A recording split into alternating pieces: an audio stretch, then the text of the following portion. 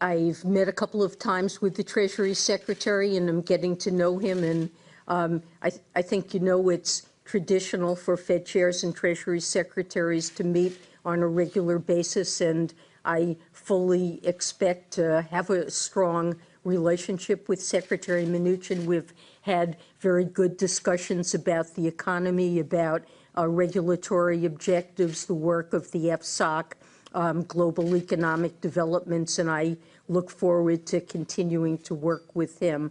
I was introduced to the president. I had a very brief meeting and appreciated that as well. Anna Swanson, The Washington Post. You said that the neutral level of the federal funds rate is quite low. How close do you judge it to be to the inflation rate, and what do you anticipate will be the force pushing up the neutral interest rate over the next few years? Could fiscal policy be among those? So I've given a number of recent speeches on this topic where I've developed my views more fully. I would say over the longer run, that means going several years out. I think the evidence suggests that the neutral rate may be something in real terms that might be close to 1% or a little bit under that. That would be consistent with the median longer run value of the federal funds rate in our economic projections for the last several meetings. 3% is the longer run normal federal funds rate that participants estimate in real terms. With a 2% inflation objective, that's 1% in real terms. And I've indicated, and why is it so low? Well, I think there's very strong evidence that's accumulated that this rate has been falling, not just in the United States, but in many advanced nations, and the decline probably predates the financial crisis.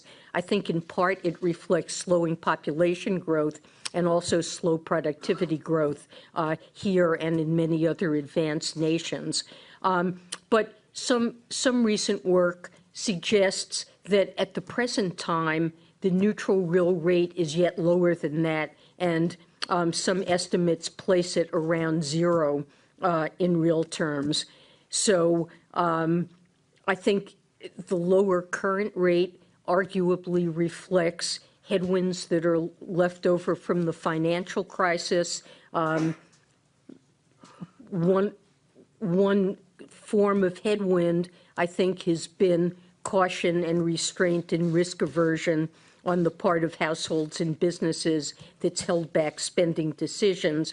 And I suppose my judgment that it'll move up over time reflects a notion that part of that will gradually dissipate over the years. So that's a sense of where I think. Now, there is uncertainty about the neutral rate, and as you mentioned, it can be affected by shifts in fiscal policy. How the neutral rate's affected by fiscal policy, that really depends importantly on the nature, the size of the fiscal shift and the effect it has both on demand and supply in the economy. Hey there, thanks for checking out CNBC on YouTube. Be sure to subscribe to stay up to date on all of the day's biggest stories. You can also click on any of the videos around me to watch the latest from CNBC. Thanks for watching.